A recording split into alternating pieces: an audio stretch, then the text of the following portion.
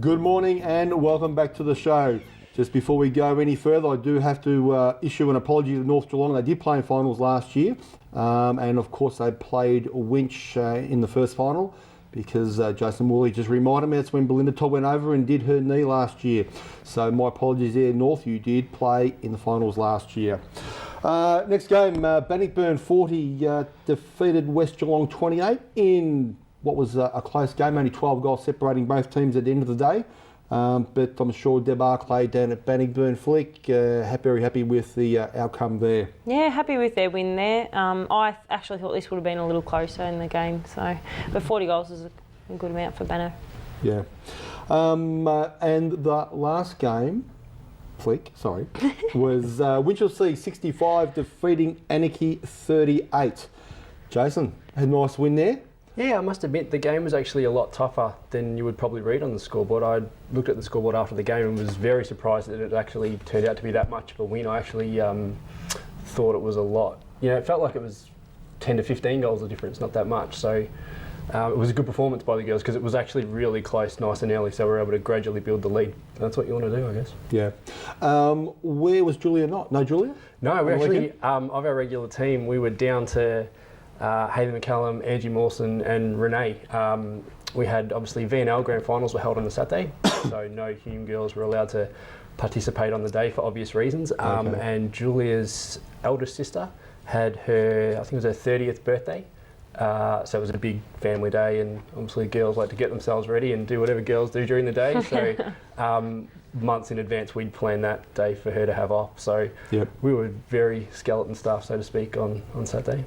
Probably you would have also thought that being short of a couple of good goalers, your percentage might have suffered and you might have just dropped below Werribee again. That was also always a fear, I suppose. Yeah, I had thought about that going into the game. I mean, you can't...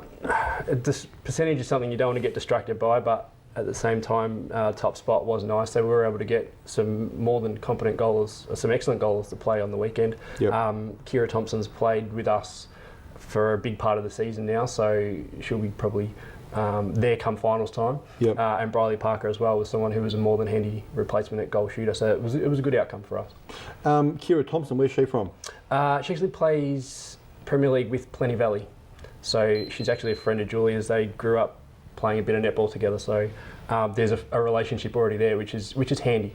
So if you looked at last year when you were talking about before, Belinda went down, we had Cara Jupp come in. Jules and Cara hadn't played a lot together before, so it at least gives us an established relationship since Grace did her knee earlier in the year. So. And Grace is definitely out. Yeah, look, ACL, full 12 months, extent subluxated and everything, the kneecap, so yeah, that's quite a bit of damage there, so that is full okay. What about Peter Fay? What's her story? Where's Peter at the moment? How's she going? She's going well. She had an excellent V&L Grand Final on Saturday night, so much so that she's been called up to the Victorian Fury side with Vicky Bester going down. Their side selected on a week-to-week basis, so for us, Peter's becomes a week-to-week basis. So fingers crossed she doesn't get selected. Sorry, Pete. But for that week, look, any other week. We've still got Amy and Nat Tomasini who are more than capable in there. Renee Pilkington's played some games in there, and like I think I said to you last time, we're just looking again at having a bit of flexibility so that we have plan A, B and C hopefully ready to go if needed. Yeah. Of course, during the season, you've had Julia, Renee, Nat Tomasini playing B grade some weeks and then also playing A grade. As it stands right now, I think the girls have played too many quarters and they can't play any more B grade this year. No, Nat Tomasini is still eligible for B grade. Right. If it went down that path. Yeah, if you went down that path. Of course, you realise, of course, that on a specific weekend you can only play one final, A or B. So do you think with those girls not playing B grade, because of course you're concentrating on A grade more so, that the B grade might suffer, their side might suffer? Oh, not really. I mean, if you look at our B grade side, most of those big wins, when I say big wins, I mean against competitive clubs, have all been with our natural B grade side. It's only been 1 or 2 games where Nat still hasn't qualified, for example. Julia, I don't think's played B grade. Renee's played 1. So we haven't really been that reliant, and no offence to Nat, but I didn't think that, I thought the bell post shooter actually beat her on the day, so I don't think it was her that got us over the line. I thought the rest of the girls did well.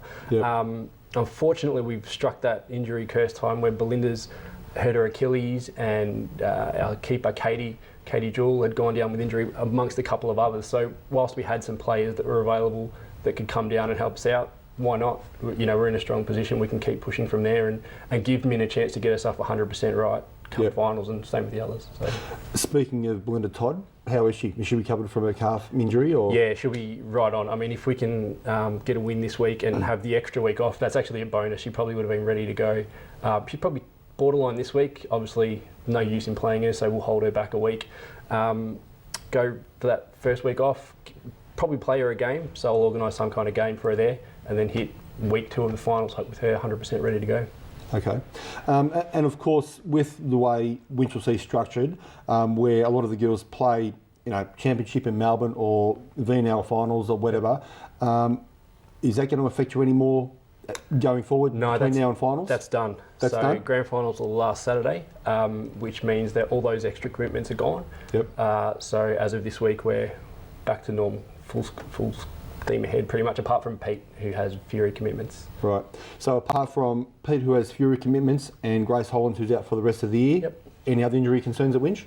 Full list. Full list? Full list, ready to go. I think you're sussing it out for finals, Bertie. No, because I just know that our people watching the show, they're just interested in the thought process behind Jason's mind. We don't see Jason that often, so there's no secrets there. I mean, look, Grace's knee's quite severe, so there was no chance. If you see her in a brace, she's clearly not going to take court. Pete's been pretty well documented that she's been having a good season, so. Right. Yeah. And of course, the big question that all our viewers want to know, the big question, when's Flick going to get a game? When's Flick going to get a game? No, we've discussed been qualifying this. Flick as our A-grade. She's been on the sheet, but actually not on the court. Is that right? Out Renee Pilkington in Felicity Clayton. Yeah, I'm just fantastic on the court. Mm-hmm. You might even have Flick umpiring you this week, and you just never know. You never know your luck in the big thing. You might get a couple of bad calls against you, but don't say anything to her because you don't know what happens when you say things. True.